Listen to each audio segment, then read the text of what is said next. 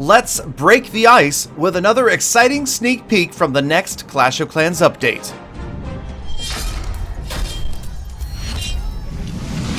Welcome, fellow fans of Clash of Clans. That's right, it's the introduction of the Ice Golem in the next Clash of Clans update, available at Town Hall 11. And this is really good news for a lot of players that felt they were receiving the cold shoulder from Supercell. This update kind of getting an icy reception. Some even said the Clash of Clans team skating on thin ice after those last few sneak peeks. But now, players no longer left out in the cold. Here is all the information you need to know about Clash of Clans' newest Dark Elixir troop, the Ice Golem. There's no more waiting. Let's get our first look at the numbers, abilities, and gameplay of the brand new Ice Golem as you upgrade that Dark Elixir barracks, and then level 2 also at Town Hall 11. In fact, you can get the Ice Golem all the way to level 3 with Town Hall 11, level 4 finally coming at Town Hall 12. Again, this is the developer build, so numbers may change, but right away, obviously drawing some comparisons to an existing Dark Elixir troop. So let's go ahead and put them on the screen side by side and compare the Ice Golem to the regular Golem. Right away, of course, we notice that for the housing space of a regular Golem, you could train 2 Ice Golems. Now that draws some interesting comparisons. Let's just double some of the Ice Golem's stats and see how they compare to the Golem. That's right, damage per second from 66 for the Golem to 72 for a pair of Ice Golems. 2 Ice Golems bringing 6,400 hit points, so slightly less than the full-size Golem. Of course, they don't do any damage when destroyed. They don't bring Golemites, but together, especially if they're not destroyed at the same time, they provide 12.5 seconds of freeze to surrounding structures, troops, and traps. Now that might lead some people to think that these brand new Ice Golems are, well, yes, but I say it's too early to tell. We cannot say either way whether it's good or bad. We have to wait until we've seen them in action in the live game, but I would expect they're probably going to be pretty strong.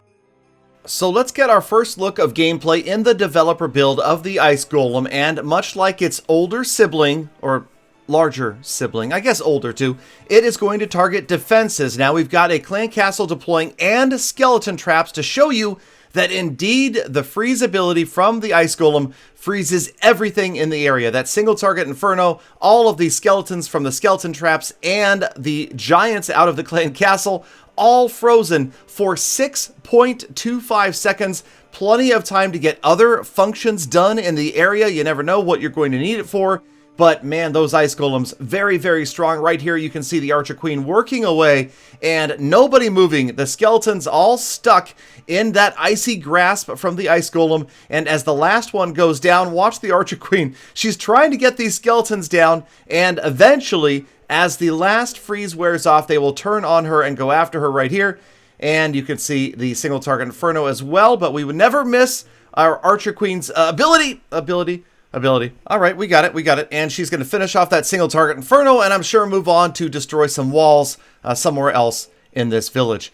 Okay, let's take another closer look at the freeze ability from the Golem. We'll check it out with this construction of cannons we've got right here. And obviously, the Ice Golem by itself not doing a lot of damage per second. But again, it's that freeze ability that is going to be super strong. And watch it reach out. It is about 3 tiles. And as this Ice Golem finally goes down, watch for that ice cold suspended animation. 3 of the cannons for just over 6 seconds.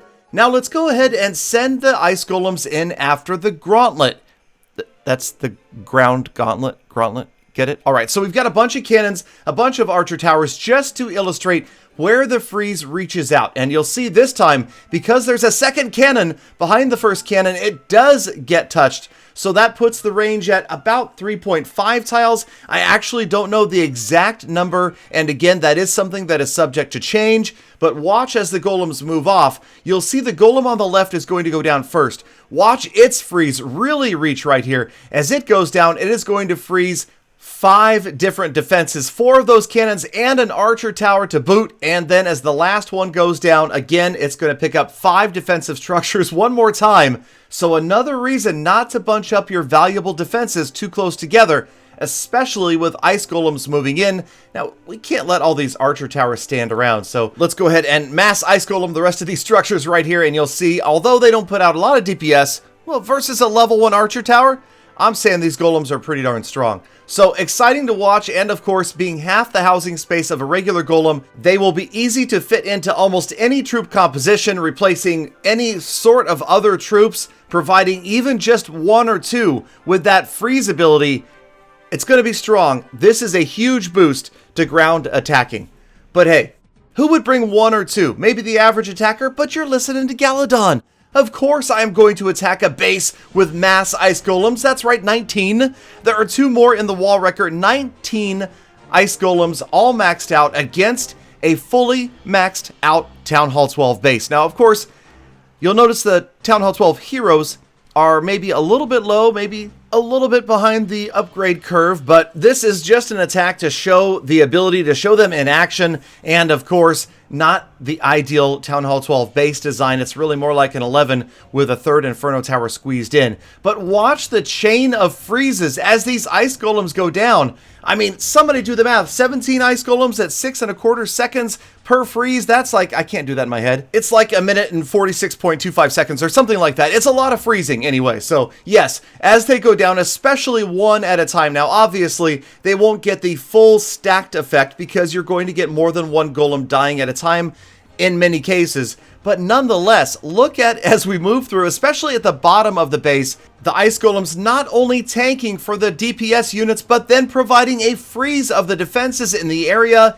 It is a huge boost, and let me tell you, anybody who is using ground troops and not bringing Ice Golems after this update, well, I just personally would be surprised. That is how strong they are. Use them while you can, because, well, I hope they're not balanced down from where they are, because this is definitely bringing ground attacking back into the meta. And remember the saying, if Galadon can 3, the strat's OP.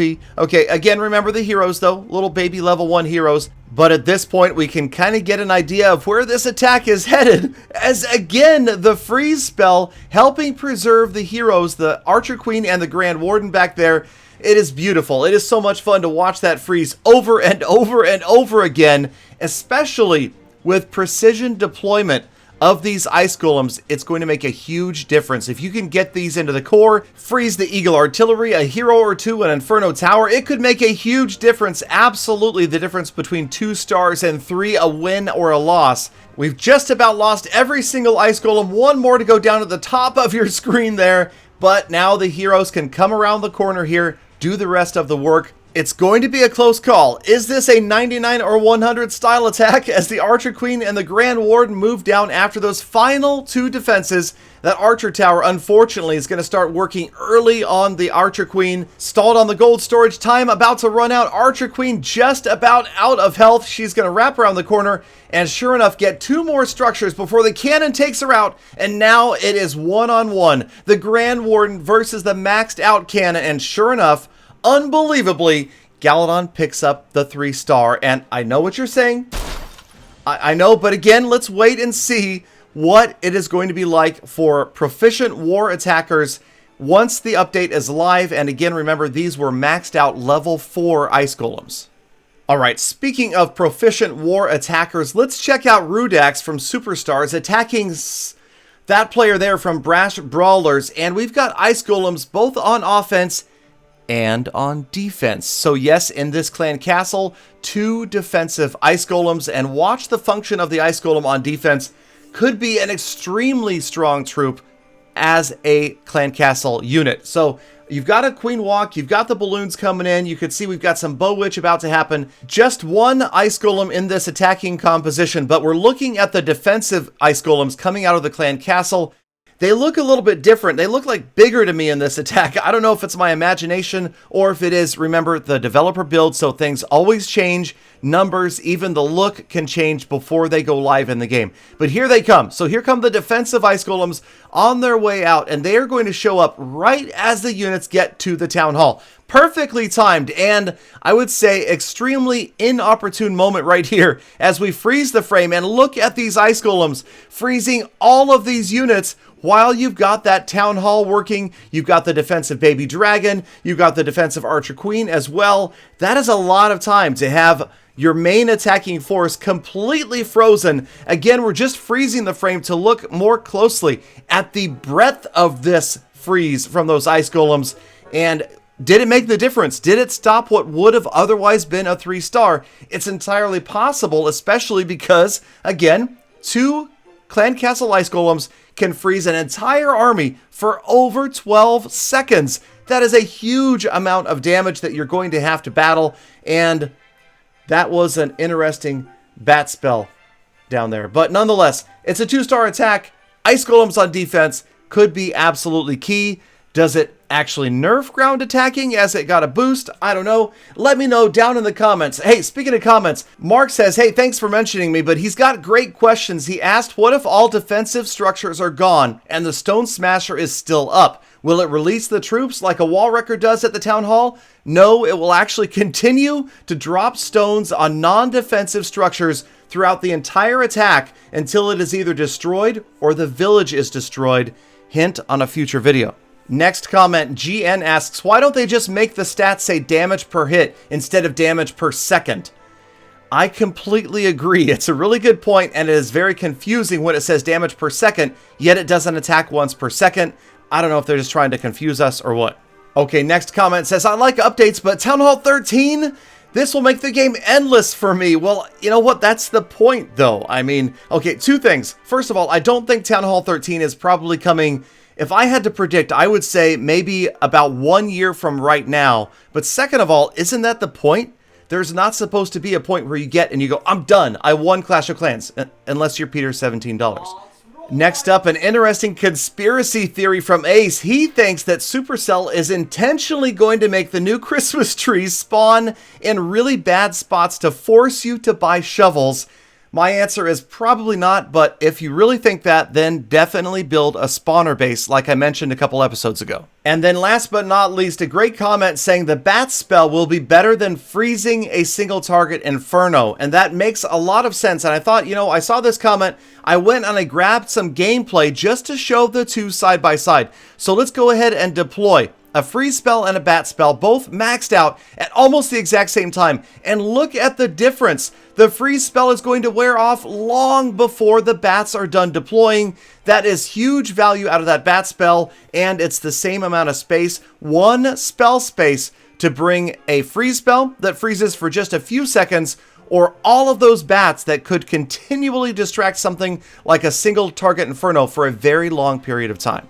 Okay, just one more. Prankster says, Galadon doesn't attack trees. I love your videos, Galadon. Thank you. Thank you guys again for all of the kind comments. You guys are amazing. Thank you for being here all the way to the end of the episode. I appreciate the fact that you guys spend a few minutes of your day with me. I hope I made it informative and entertaining. I hope that you guys have a fantastic rest of your day. Get out there, be kind to other people, be kind to animals and to trees. And I'll see you all back here again tomorrow for more full attacks.